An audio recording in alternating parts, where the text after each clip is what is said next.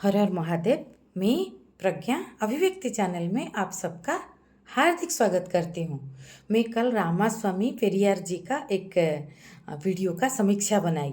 वो 15 सवाल पूछे हैं ईश्वर को, तो मैं उसका उत्तर दी। प्रशांत बोध जी ने वो वीडियो बनाया था, तो उसके आधार पे कुछ सवाल आए। फिर मैं धर्म और जातिवाद के ऊपर और एक वीडियो बनाई कि क्लियर होने के लिए, स्पष्टता के लिए कि मैं क्या कहना चाहती हूँ। तो उसके ऊपर भी और कुछ ऐसे कमेंट्स आए, जैसे जैसे कौन कैसा अभिव्यक्ति देता है वो उसका भाषा, उसका अभी तक की जीवन का समझ, उसका जो अभिव्यक्ति, उसका जिस तरह से वो अपने आप को एक्सप्रेस करता है, जिस तरह से उसका समझ खुला है, वो दर्शाता है जो संस्कार हमारे ऊपर पड़ा है। लेकिन मैं कैसे उत्तर दूंगी, वो मेरा दिखा, मेरा जो ज्ञान का प्रभाव, मेरा प्रज्ञा प्रभाव, मेरी अंदर की समझ, मेरा सहज सरल जागरूकता के आधार से तो मैं दूंगी ना। तो ये दो, एक निक्की रख करके कोई है, वो तो एक सीधा भाषा पे उतर आए हैं तूता करके कि तेरे लड़के को पैदा करने में तेरे भगवान का हाथ है या उसका कोई बाप भी है। तो वो शायद मेरे वीडियो को अच्छे से देखे नहीं, उनको लगा कि मैं भगवान को। और उनका दूसरा कमेंट भी है कि अगर भगवान है, तेरे भगवान ने बचा नहीं पाया भारत को गुलामी से। तो पहले तो वो मेरे भगवान बोल रहे हैं, भगवान तो सभी के हैं। और दूसरा उनका मानना है कि जैसे पेरियार जी ने ईश्वर को जो सवाल पूछे हैं, जो मनुष्य ने जो गड़बड़ किया है उसका सवाल ईश्वर को पूछा जा रहा है। जैसे मैंने उसके उत्तर में भी कई उदाहरण दिया है कि कुछ कुछ चीज़ें जो वो सवाल उनका है, वो प्रथा अभी कम हो गया है, बंद हो गया है। तो वो बंद हो गया तो क्या ईश्वर ने आके बंद किया? तो ये मनुष्य की करनी, मनुष्य की धरनी है, तो मनुष्य को पूछना चाहिए ना। तो शायद वो आयरनिकली पूछे हैं कि ईश्वर के होते हुए संसार में इतना प्रॉब्लम हो रहा है, तो शायद ईश्वर नहीं है क्या, इस तरह से। तो ईश्वर जो है या नहीं है, मैं ये नहीं बोल रही हूँ। जैसे बुद्धदेव, दो लोग उनके पास आए तो एक को बोल दिए कि हाँ ईश्वर है, दूसरे को बोल दिए कि नहीं है, तो उससे कोई फर्क नहीं पड़ता। जीवन वास्तविक हो, आस्तिक और नास्तिक होने से कोई इतना मतलब नहीं रहता। तो हमारा जो ईश्वर शब्द, वो कोई क्रिएटर तो है, कोई ऊर्जा तो है। आप उसको अस्तित्व मानो, आप उसको पंचतत्व मानो, कोई उसको भगवान मानता है, कोई अल्लाह मानता है, कोई उसको जेसस मानता है, कोई कुछ भी मानता है। तो इसमें परिभाषा में क्या प्रॉब्लम है? अलग अलग रूप में मानना, और मानना, ये मानना वैज्ञानिक भी है। तो इनका जो प्रश्न जैसे है ईश्वर की हाथ, तो मेरे बेटे के पैदा होने में अगर आप मेरे बेटे के लिए पूछे हो ना, तो मैं आपको सीधा उत्तर देती हूँ। मेरे बेटे के पैदा होने में, जो मेरे दो बेटी है एक बेटा है, मैं आपको मेरे बच्चों का उदाहरण देती हूँ। एक बेटी अडॉप्टेड है ना। तो एक बेटे को मैंने लाया है, तो उसको, वो मेरा बायोलॉजिकल बच्चा नहीं है, मैंने उसको पाला है। तो उसमें वो ईश्वर का ही देन है बिल्कुल। और दूसरी बेटी है, और मेरा जो बेटा है वो ब्लेस्ड चाइल्ड तो है ही, ऐसे स्थूल रूप में भी। तो बाकी सूक्ष्म रूप में जो देखो तो सारे बच्चे ईश्वर के ही अवतार होते हैं, पिता माता माध्यम बनते हैं, तो बाप भी तो ऑब्वियसली होगा। तो इसमें माँ बाप, मैं डॉक्टर हूँ, आयुर्वेदिक डॉक्टर हूँ, आपसे मेरा परिचय मैं करा देती हूँ। तो माँ बाप एक बच्चा हो चाहते, वो चाहने के बाद भी बच्चा होना फिर भी और बहुत कारणों के ऊपर डिपेंड करता है। माँ बाप की चाहने के बाद भी ओनली 25% चांस रहता है कि बच्चा हो। तो तभी तो वो 25% चांस जब आपकी भाग्य में आता है तभी होता है। इसीलिए तो इतना इनफर्टिलिटी का केस है। और इनफर्टिलिटी का केस में ऐसा मत समझ लेना कि मैं बोल रही हूँ कि जब ईश्वर की इच्छा होगा तब होगा। आपके अंदर की विश्वास, जैसे प्रकृति, विज्ञान का नियम है, प्रकृति हमेशा प्रजनन चाहता है। बच्चा होना प्रकृति का नियम है, बच्चा ना होना नहीं है। मेरे पास जो पेशेंट आते हैं जो इनफर्टिलिटी के लिए, तो मैं उनको ये बात बोलती हूँ कि बच्चा होना, पहले आप मानसिक तैयारी रखो, बच्चा होना प्रकृति का नियम है। बहुत रेयर केस में किसी को बहुत सारा प्रॉब्लम है, तो उसके लिए भी आप अडॉप्ट कर सकते हो। कोई बच्चा है, उसका माँ बाप नहीं है, तो उसको भी अपना मिल जाएगा घर। तो ये है। बाकी तो बच्चा होने में बहुत चीज़ों का कार्य कारण रहता है। इसीलिए बहुत लोगों का होता है 12 साल बाद, 18 साल बाद, किसी किसी को नहीं भी होता है, किसी किसी को बच्चा तुरंत हो जाता है। तो ये विज्ञान का कई कई तरह का अभिव्यक्ति है। विज्ञान मनुष्य का, विज्ञान और विश्वास का। कोई डिप्रेशन में जाके विश्वास खो देता है कि नहीं मुझे तो बच्चा नहीं होगा, अगर उसको कुछ दिन में नहीं हुआ, कोई बच्चे के लिए कोई पिता माता बहुत चाहत रखते हैं तो उनके ऊपर वो उसका नेगेटिव इफेक्ट पड़ता है, वो विश्वासहीनता का, और उसके ऊपर उनका हार्मोनल इम्बैलेंस होता है तो उसमें भी प्रॉब्लम होता है।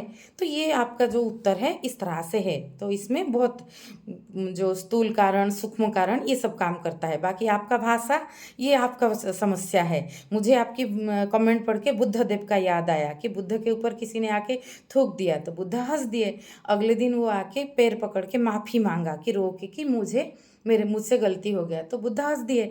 आनंद बोले आप कल भी हंसे, आज भी हंसे। तो बुद्ध बोले इंसान है, अभिव्यक्ति है।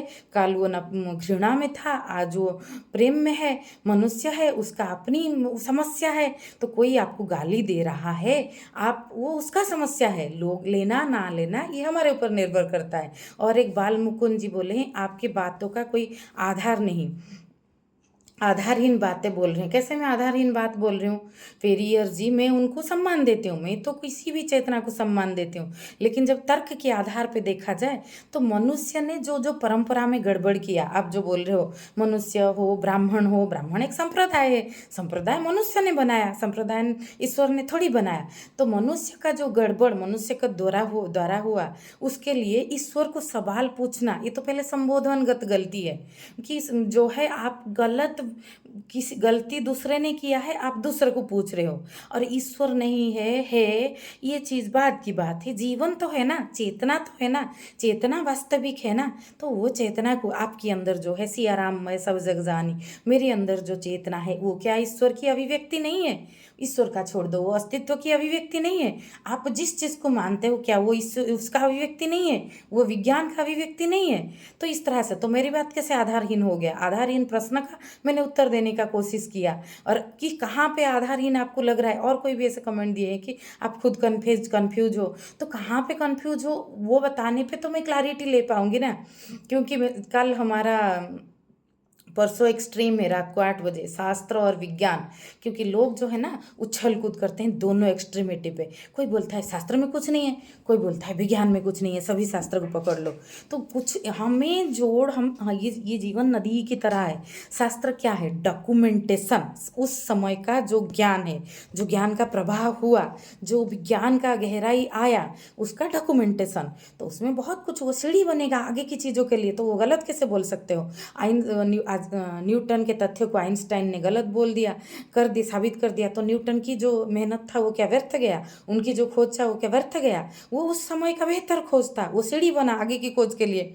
फिर आइंस्टाइन की खोज को और कोई क्वांटम थ्योरी ने गलत साबित कर दिया, तो क्या वो आइंस्टाइन का खोज नहीं था? तो उस तरह से मनुष्य सभ्यता बनाता है, मनुष्य बहुत कुछ बनाता है। मनुष्य को ईश्वर ने बनाया, जो अस्तित्व ने, जो क्रिएटर, आप उसका नाम कुछ भी दो आपकी पसंद से। मुझे पसंद है मैं देती हूँ, मैं भगवान माना है, मुझे पसंद है मैं हर हर महादेव बोलती हूँ। आपको और कुछ पसंद है तो आप बोलो। शब्द परम ब्रह्म है, आप श्रद्धा से जो बोलोगे उसमें ईश्वर तत्व उतर आएगा, उसमें ऊर्जा का स्फुरण हो जाएगा।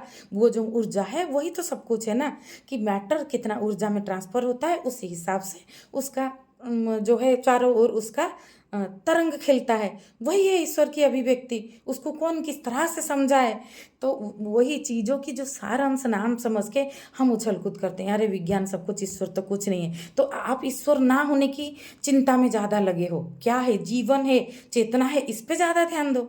और कोई ईश्वर है तो वो, और इसमें कुछ नहीं है, खोज में कुछ नहीं है। मनुष्य तो आप घर बैठ के समर्पण भाव में रह जाओ। समर्पण भाव रिजल्टांट है, परिणाम है। जीवन सुलझा हुआ होता है, स्पष्ट रूप में होता है, बहता जाता है, तभी एक स्वच्छ सरल निर्मल धारा बहता है, तभी वो उसमें समर्पण स्वतः आता है। समर्पण कोई प्रक्रिया नहीं है कि आप कर दो तो हो जाएगा। तो इस तरह से हम जीवन को हमें जोड़ना पड़ेगा। विश्वास, विवेक, विज्ञान, 3V, ये इसका जोड़ से जो सार बनता है वो है जीवन का गहराई। तो उसको हम उसी हिसाब से जाके देखना पड़ेगा। तो आगे इसका धारा चालू रहेगा, ये एक धारा की तरह हुआ। जैसे मैं कल एक वीडियो बनाई, उस आधार पे और कुछ, उस आधार पे और कुछ। जागरूकता एक प्रवाह है, जल प्रवाह तो इसीलिए बन रहा है ना। तो मैं एक इंसान होने के नाते सामाजिक स्वास्थ्य, शारीरिक मानसिक, इंसान और डॉक्टर मेरा पेशा भी है, शारीरिक मानसिक सामाजिक और आध्यात्मिक तल पे मैं अपना कर्म जितना कर पाऊँ वो मेरे लिए मेरा अनमोल जीवन का सार्थकता होगा। हीरा जन्म अमोल सा, और वी हैव टू पे the rent for the privilege of living in this earth. अभी बस इतना सा। नमस्ते।